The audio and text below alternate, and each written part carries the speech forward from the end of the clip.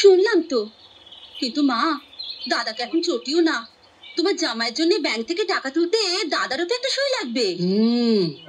বাহ, বাপের বাড়ির টাকা এভাবেই হাতিয়ে পাচার হচ্ছে তাহলে?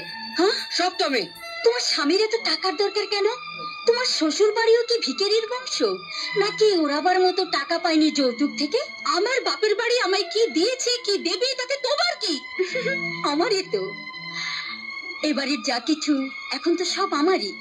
আমার ভবিষ্যৎ আমাকে ভাবতে হবে না? শ্বশুর বাড়ি ছেড়ে তুমি যেখানে পড়ে আছো, এখন তোমার শাশুড়ির গা হাত পা কে টিপে দিচ্ছে? সব তুমি। দাদা আর এক কাপ চা চেয়ে গেছে, এটা দাদাকে দিয়ে এসো।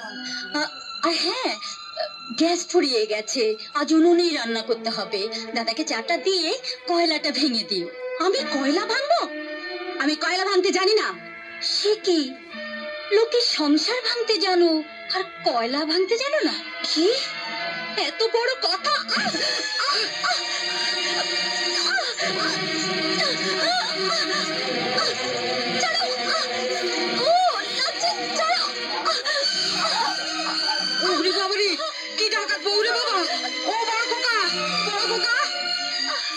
গ্রামের মেয়ে আমি, অনেক গাছের ডাল ভাঙতাম এই হাত দিয়ে।